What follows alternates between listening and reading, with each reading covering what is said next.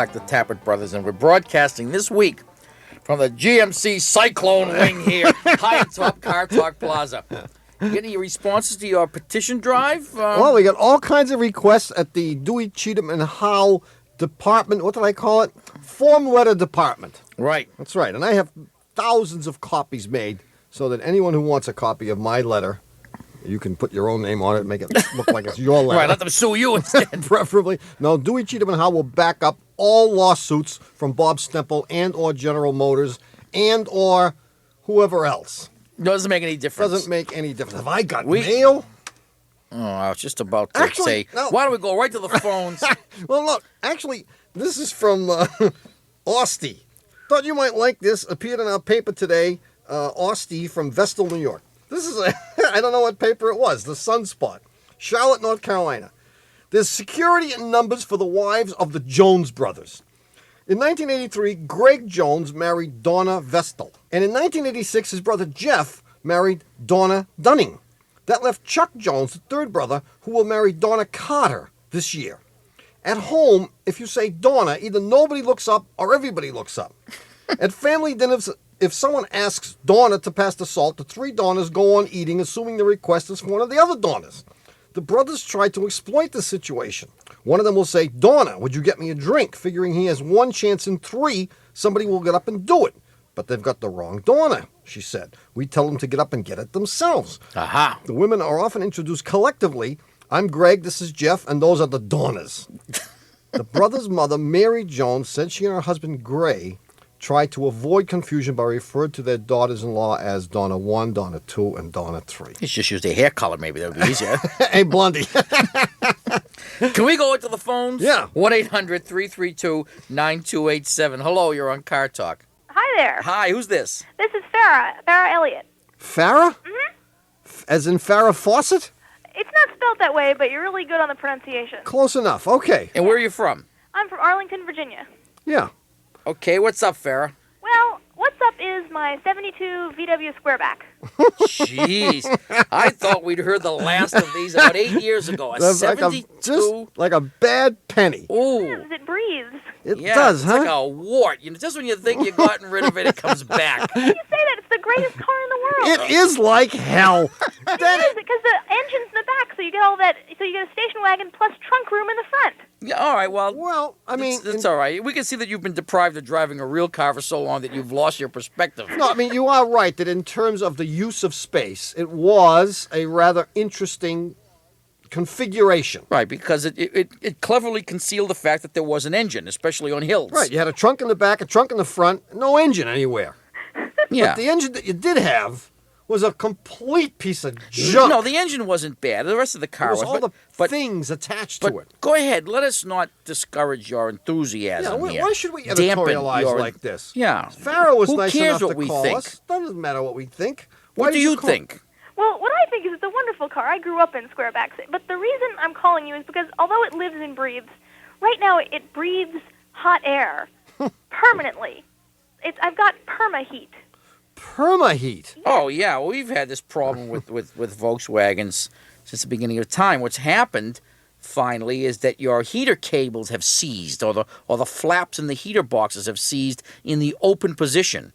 So I could never, all the years I worked in those cars, I could never figure out how that stuff ever worked, the levers. Because you'd get in the car, you'd start it up, you'd move the lever in one direction, no heat. Move in the other direction, Still no heat. You had to sort of grow up with a Volkswagen. You know what it was? It was, what do they call that? There's a Entropy. No, there's a term. You had to imagine there was heat. Like my wife's cooking. Exactly. Abstract cooking. Abstract heat. You put as long as you put those little levers in the right position, you would just feel warm. Right. As soon as you You'd put feel that lever warm in the all right over. position, you could unzip your coat, take the gloves off, strip down to like 4 or 5 pairs of long underwear. So now you have heat all the time, and you'd like to put an end to this. I would. And one of the problems with having heat all the time in a VW squareback is that because the engine is somewhere unlocatable, I'm not sure where to look for the heat box, and can I do something with the flaps myself? Well, the heater boxes are on either side of the engine. They flank the engine. Mm-hmm. Okay, so needless to say, you'd have to get underneath the car, and you would see the heater boxes, and then you would see, running from each heater box, toward the front of the car, you'd see a corrugated tube several inches in diameter, maybe 3, 4, 5 inches in diameter, relatively big. Like they needed that to carry the ridiculously small amount of heat that was being generated. Mass amounts of right, heat. They could have done this with a couple of soda straws. But they did it in any event. And between these tubes in the box, there's a little door. And when you open the door, you get heat, and when you close the door, you don't. Well, when you open the door, you're supposed to get heat. The simplest solution, now we used to wire the heated boxes open in the winter and close them. Just take the 2 tubes out.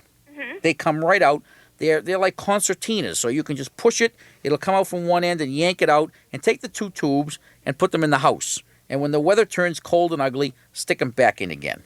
Oh. And That you is the easiest way to turn the heat off. Yeah.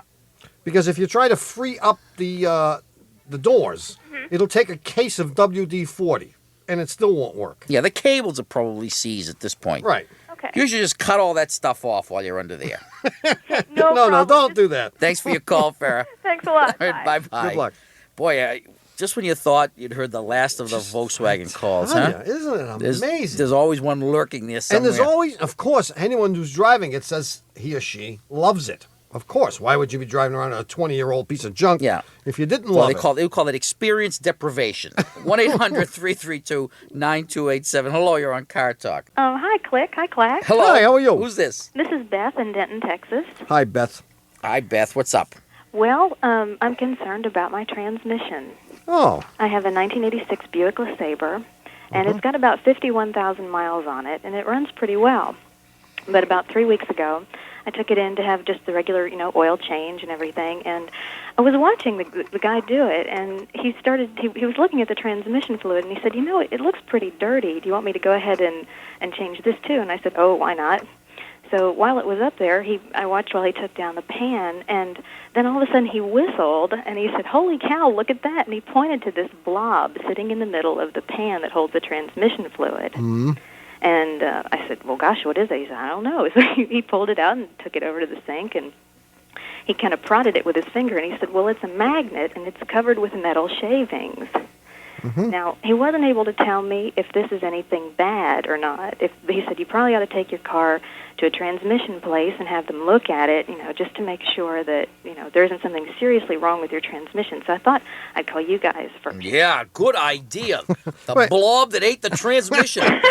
Now, Who is this guy? I know who he is. I don't have to. I'm going to tell you who he is. Does he have 2 first names? No, he works at one of these quickie oil change places. Yeah. Absolutely right. I knew Very that. good. Very good. Wasn't that good? Yeah, that was good. Because those guys, all they know is oil. They don't know where it goes. And blobs. They don't know where it comes from. But all they know, oil is my life. So he was surprised by the magnet, and the magnet, of course, was holding a large number of filings, which were also immersed in the transmission fluid. It looked kind of ugly, I'm sure. Yeah, Yeah. sure. But the reason the magnet is there is to do just what it did. To pick up all those little chunks of stuff that can float around inside the transmission. Well, tell me, why are there these little metal shavings? Well, I'll tell you why. Hey, you Because said the same thing I did. Well, because it's the nature of transmissions, especially if the tolerances aren't great. In other words, if they don't assemble the thing so that it fits all the they are parts. great, you mean. If the tolerances, if the tolerances aren't, well, you know my meaning. Yeah, I know what you Tolerances mean. aren't wonderful. Wonderful. If the tolerances if the pieces are slopping around, then they tend to wear each other out. Okay. And they had the presence of mind to put the magnet in there so Right. those pieces wouldn't circulate around with the fluid and do more damage than that was done in creating them. And so it acts sort of like an oil filter. Ah. But it very cleverly picks up all these cute little shavings and prevents them from getting into the little crevices where they ought to go. But it's normal then to have It is shavings in your absolutely pan. normal. There is nothing wrong with it. And I hope he put everything back together the right way. And I hope he put the magnet back in. Did he put the magnet back in? Yes, he did. Then you're all Good set. for him. Just keep driving. And don't go to any transmission shop. They'll charge you $1,000 to look at it. Oh, When it I'm breaks, so get it relieved. fixed. But check your automatic transmission fluid soon to make sure that he really did it right. He did it right. Well, Don't worry about it, Beth. Just drive it. you saw him do the whole thing, Beth? Pardon? You saw him do the entire operation? I stood there and watched, but I honestly couldn't tell you if he did it right. Well, did he put a new gasket on, or did he just... Oh, yeah. And he put a new filter on it. Did he clean the magnet off? Yes, he did. You're all set. you're Just all drive set. it until it burns up. Great. Yeah. Thanks for your call. I'm so relieved. Thank you very We much. are too. Bye-bye. Bye-bye. Hey, the puzzler answer and more calls are coming up right after this. This message comes from NPR sponsor eBay Motors. It doesn't matter if your car is brand new or a vintage rumbler. There's always room to make improvements to take it to the next level and make it feel a little more like you. But how do you know where to go to find the right parts to do that? Well, eBay Motors has all the right parts at the right prices. Well, what does that mean? Well, it means they have 122 million parts, all at your disposal. So whatever you want to do to your car, you'll be able to find exactly what you need at ebaymotors.com. Let's ride. Hey, remember last Talk week's about a puzzler? heap. Do I remember last week's Well, I haven't puzzle? said that for a while, You haven't huh? said, well, you have said it for a while, but the answer has always been no because there was no last week's puzzler. But the truth, I do remember it. Wasn't it a great puzzler? Well, I was pretty We're going good, to give actually. the answer. Did we get any right answers to this thing? We don't know. That blank look on Don Jennings' face. Right answers? Puzzler? What? Well, this puzzler was submitted by John Ross. From where is he from? From Seattle, Washington. Yeah, John, this was a winner. By the way, is it true that John is going to get, because of the fact that we use his puzzler, we're going to send him a T-shirt or a book or something? Are we? Do we do that? We should have a policy on this. Let's have a meeting. Yes. We will. We'll have a meeting. We'll establish some kind of a policy. Yeah, we will. His puzzler that was actually, I thought, kind of cute. Oh, it was great. Everyone has heard the term jalopy. Heard it. I live it. And we wanted to know from whence this English word came. I mean, how did this word creep into the English vocabulary? Yeah. And his answer is, he said, sometime in the 20s, 1920s that is, large numbers of American old cars were shipped to Mexico to the port of Veracruz and then transported inland to a town where they were remanufactured, rehabilitated for sale throughout Mexico. So if you had a 1913 Stevens Dornier or whatever, Right. and you wanted and it got shipped to Mexico, it would be sold there as a rehabilitated They car. would put it back together. So all these old jalopies, junk boxes, would get shipped down to They Mexico. weren't jalopies then. They weren't then. They What would were get they shipped then? down to Mexico. We know what they were then. And the town to which they were shipped was the town that was famous for a certain kind of very spicy pepper, Yeah. jalapeno peppers, and the town is called Jalapa. Jalapa. Jalapa. Jalapa. Jalapa. Right. Oh, So don't you love it? the longshoremen that were putting these things on the boats Yeah. didn't know how to say Jalapa, and they pronounced it Jalapa. Right. So here's another car going down to Jalapa. There's another one of those jalapas. And sooner or later, A jalopy. it turned into jalopies, and there were a bunch of jalopies, jalapas, da-da-da. And the winner is, who's the winner? Jordy, is that his name? Jordy Loeb from Madison, Wisconsin, had the right answer. Is that right? What does he win? He wins a copy of our wonderful book titled Car Talk by Thomas L. and Raymond Q. Mariozzi. Yeah, we have millions of these, so we'll be giving these It's away. a million seller. We'll be giving these away for years. We should mention Terry Bisson. Who is Terry Bisson? His name is on that book. Yeah. That's right. What a man. Well, good work, and thanks to John Ross. That's a great puzzle. Gee, I wonder if he made it up. No, he says my source for this story is an article in the April-May '86 issue of American Heritage magazine. I'm going to start subscribing to that American Heritage magazine. Yeah. Oh, My he God. He says, wait a minute, I didn't read the last paragraph. He says, I don't want a copy of these. I don't need no stinking books. That's what he Send said. me a T-shirt. Yeah, We don't need so- no stinking He books. says, we don't need no stinking books, but I could use a T-shirt to simonize my car. All right, the number is 1-800-332-9287. Hello, you're on Car Talk. Hello, I'm Kasey Kovacic calling from Bloomington, Minnesota. Casey. Yes. Hi. Hi. I have an 82 Honda Civic, which has almost 125,000 miles on it. Mm-hmm. I'm driving it till it dies. Yeah. I learned that from you. Yeah. Yeah, well. That's it. Anyway, the problem I'm having, and have been having for about the past 4 years, is that the car appears to change its oil on its own. Oh.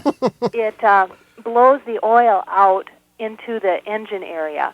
And this is pretty bad. Now it's down, or it's about a quart every time I fill the tank. I have to add oil. And I've had the valve cover gasket changed several times in that period, and I can't believe that it's the valve cover gasket every time.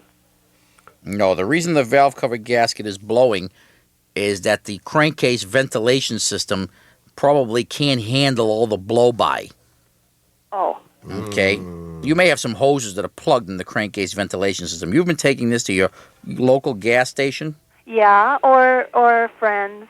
Friends. Oh. Yeah, no, after you blew the first couple of valve cover gaskets, you should have been suspicious that either they were doing it wrong. They still friends? Yeah, sure. Okay. See, when an engine gets really old, the compression that's supposed to be used to make the engine have power sneaks by the pistons and gets down into the crankcase. And you start building up pressure down where the oil is, where you're not supposed to have pressure. And that forces the oil to go in all the places where it ain't supposed to go. Like into your air filter. Like into your air filter, out through the valve covers. And that's what's happening to you, because you now have a piece of junk. And you take it from a guy who knows. If ever. No, I mean, if the rest of the car is wonderful and you absolutely love it, then you might want to consider. I mean, what the engine needs is a rebuild. No, you don't love this, Kasey. I know you can. You were just keeping it to see how long you could keep it. Well, you just found out. Wait, This is it. am I supposed to keep it or aren't I? Well, No. you are until its time comes, and then you put it on a big iceberg and you shove it off to the ocean and you say, "Sayonara, little Civic. Okay, well, You have been a wonderful little car." Is it that close, though, to being seriously? Yeah, well, before you give up on it completely, you should take it to somebody who specializes in Hondas and make sure that they check the crankcase ventilation system to make sure there's no blockage any place. And if they find no blockage in the crankcase ventilation system, then suffice it to say that you have excessive engine blow-by, which means iceberg time in Minnesota. Okay? Well, that sounds just wonderful. Yeah, I knew it would. See you later. And don't feel sad because it's only a Civic. No, I do love this car, Yeah, and well- yes, I am trying to make a point by making it run as long as possible. Well, you did. I've did. gotten a lot of insults about this little thing, but it starts every winter day, and that's saying something in Minnesota. Yes, it does. It is indeed. It is indeed saying something, but it's saying something to you now. Chunk me. Bye, Okay, Kasey. well, thanks very much. All right. Bye-bye. More good news from the Tappet brothers. Thank you. Bye. See you later. 1-800-332-9287. Hello, you're on Car Talk. Hello, Hi, who's this? this is Marie Duzio from Moline, Illinois. Hi, Marie. Moline, how are you? Not to be confused with East Moline. No. Right. This That's is- down the road. Yeah, that's down the road. We know that. Okay. So what's up? I've got a 1985 Renault Alliance with about 60,000 miles on it that I need some desperate help with. Yeah. Oh, I'm not surprised. Oh, okay. Is it that bad of a car? No. Well, the car is not starting. This happened way back in February. It started, would not start, and I jiggled the steering wheel, and then it started. And Good. It was fine for a long time. Mhm. Then When about you- in July, And when you say it wouldn't start, before you jiggled the wheel, what happened when you turned the key? the dummy lights would come on, but nothing else. It would not crank. Right. No sound. No. Okay, and then you just sat Good. there and you jiggled the wheel angrily or in a cajoling manner? Probably angrily. Angrily. Angrily. Yeah. Did unprintable words come forth from your lips, Marie? Only on occasion. Only on occasion. Yes. Okay. And now, okay, that was February. Right. That was then, and Okay. this is now. Right. So in July, we went to Sears and had the electrical system checked out. Checked it out, and they said everything was fine except for the battery. Okay. You know why? Why? Because that's all they sell. That's all they said. So they didn't have an alternator for I mean, this car. what are they going to tell you? Oh, wait, you got a little problem with the distributor there, lady. Of course, we don't sell that. The only problems they ever find have to do with batteries. Okay. No. I mean, if you needed an alternator, they would. Oh, bull. They would have told you that, even if they didn't. All they can sell is, I mean, I don't want to say anything pejorative about Sears and rubbish, but you take your car there, and all they ever find wrong with it is batteries and shock absorbers. Man, they love to do shock absorbers, and they love to sell batteries. In any event, why should I speak pejoratively of them? All right, so they said battery problem. Right. So we put a new battery on. Yeah. Good. And it continued doing the same thing, not starting when the car was warm. Yeah. Okay. Okay, now, back in February, the problem was not a warm start problem, but it was a cold start problem. Is that true? Correct. Or anytime. Anytime. It was a random. Well, it was cold because it was February. But right. So now you go out and you can turn the key and it will start, but when the engine's warm, it won't start. The same thing. No crank, right? Correct. Got it. Okay. Okay. And now we have a new battery. Okay. So then one day I was sitting at the gas station getting the car filled up, and the car had been warm, and it would not start after I filled it up.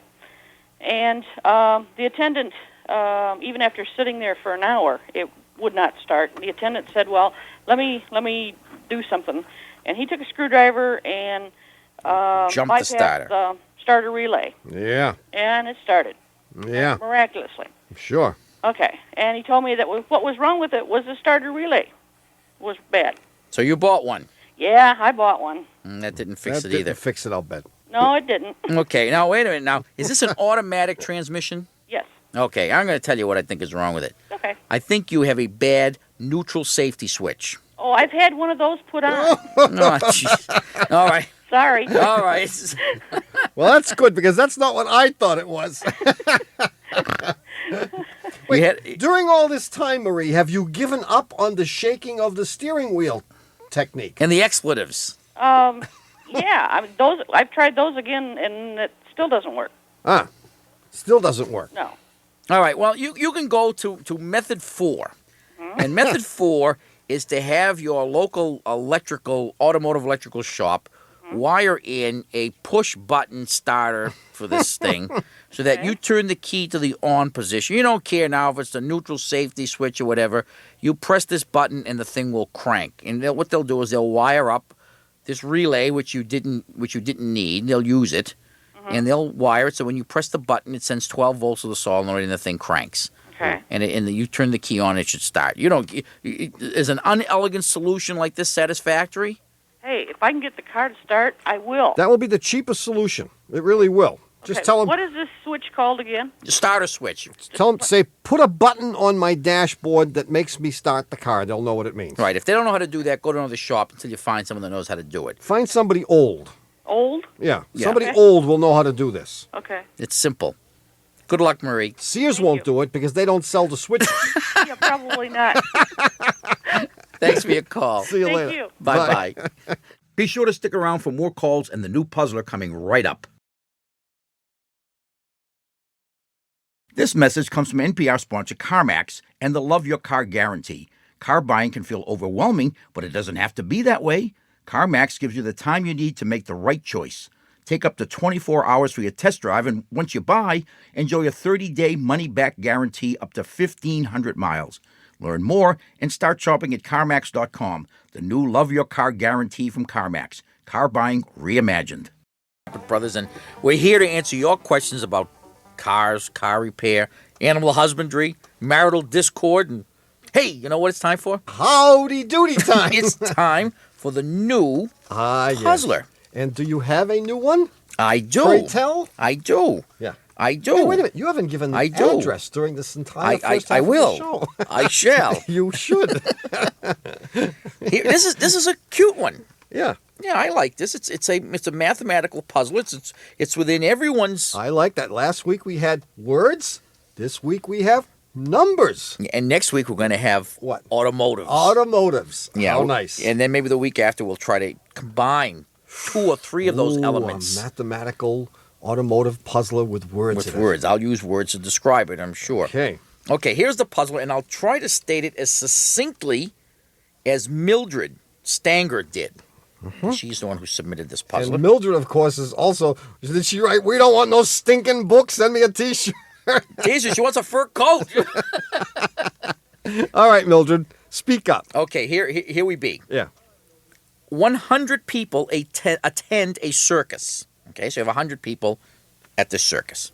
The total admissions comes to exactly $100. You got that? 100 people altogether paid $100. All right, now if they paid $1 a piece, There would be approximately 100 right? people, buck a Buck piece, a piece. $100. That would figure. But But it ain't that easy. no, that would be too easy. Right. The admission charges are thus. Wait, you have to tell people, get a pencil now, because you may not remember the details of this puzzler, and a lot is at stake here. You might want to write this down so Marilyn Vos Savant can use it next week.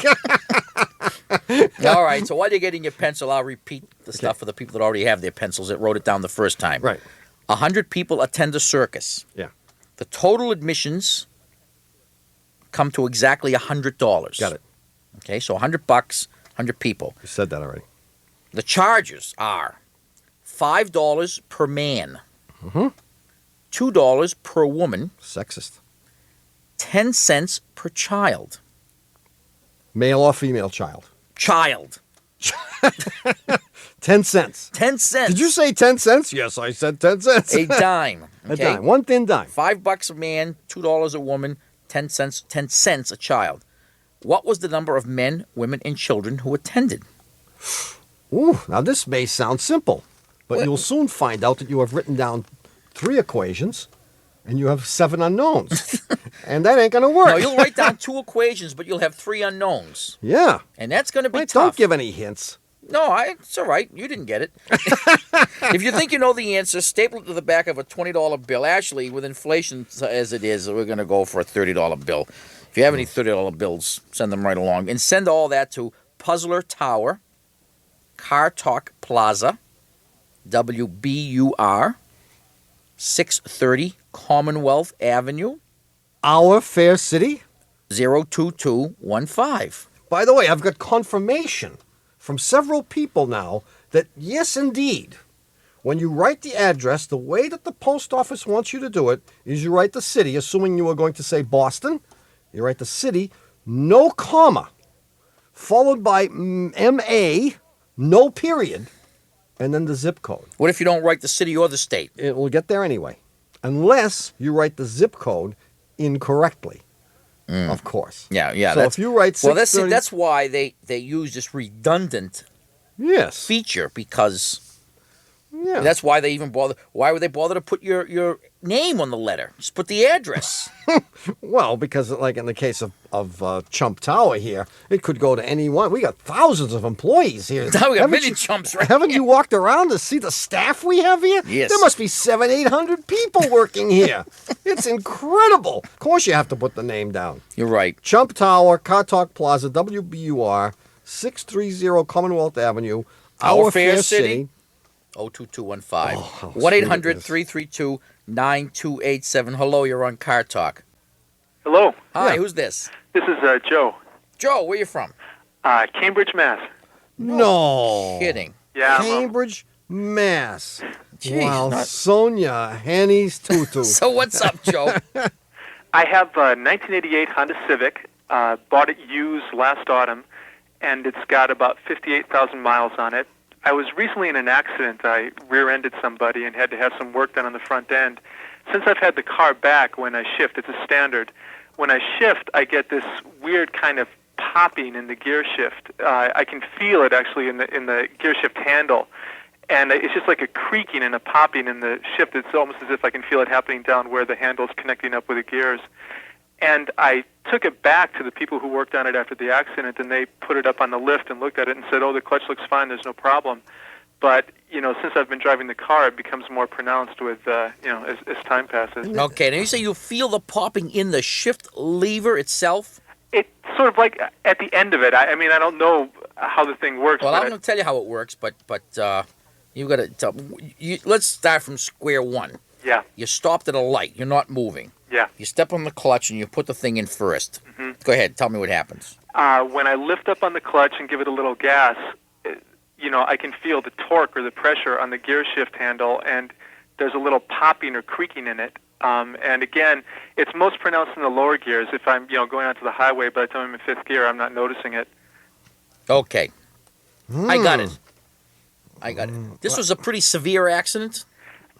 Yeah, I crunched up the front end of my car, and when they rebuilt it, they had to replace the radiator. They didn't do any work on the transmission, and What else did they do besides the radiator? radiator, air conditioner, and just the hood and the right front panel. Well, that cost you about $8,000. A fair amount. Thank God for insurance, though, huh? Exactly. Yeah. Well, first of all, the shifter is connected to the transmission via a long rod. Mm-hmm. Okay, so in order for you to feel any motion, you're feeling it being telegraphed through this rod and back up through the shifter. Mm-hmm. So there is a actual connection. So you do feel stuff pretty readily, even though that the shifter handle itself doesn't go directly into the transmission. But what I think you're feeling is a bad motor mount. Exactly right. Or maybe a motor mount that came loose, or they took it off for some reason and didn't put it back on. And it sounds like it's probably the one that's closest to the firewall. There's a big one on the back of the motor. And it sounds like it's loose, and that's what you're feeling. You're feeling the motor sloshing back and forth, going kunk, kunk, kunk, kunk, kunk. And if you really punch the gas, you'll feel it more. Is that true? Yes. Yeah? Yeah. When I took it back to the garage the first time, and asked them about this, I said I thought that the transmission bolts hadn't been shored up well enough. I don't know if that's what you're talking about. Well, in a sense, I mean, this motor mount holds up the motor and the transmission together. So it's pretty important. And if it's the one I think it is, it could cause this problem. Yeah.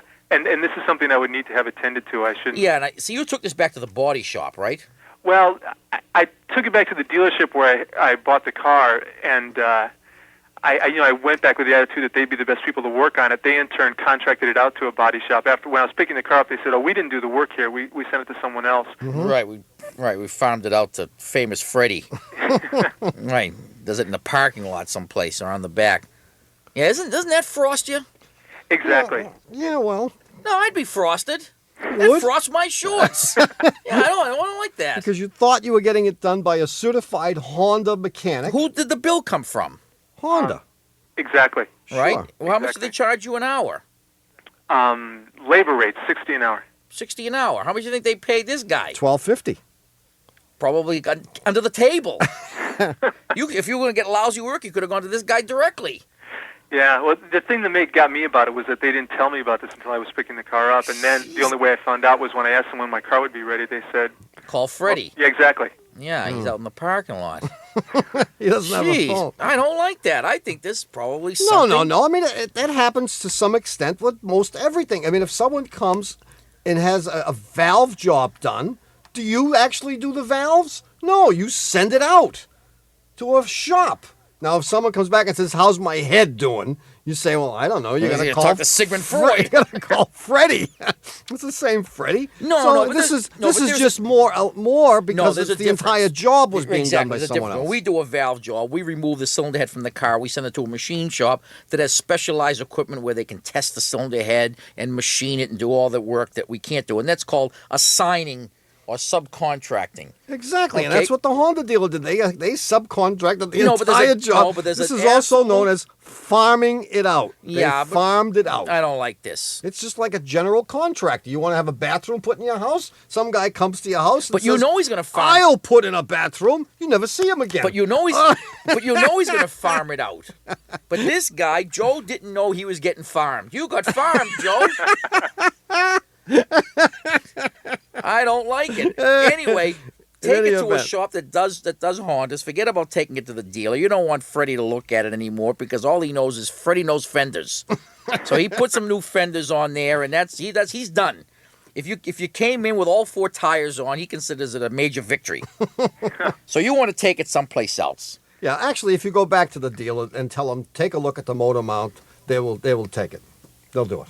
Yeah, tell them what the problem is, and you're going to sue them for misrepresenting something or other. Speaking of suing. Yeah, good luck, Joe. Okay, thanks a lot for the help. All right, Did I tell you that I'm suing Honda because they stole my song? No, you and the Beach Boys. Get in line. The Beach Boys are first, I think. Did they write "Help Me Honda, help me Honda"? They did not. Well, you might say they were the inspiration for it. Well, look, another hour of NPR's Car Talk has swiftly, as mercifully, I might add, come to an end.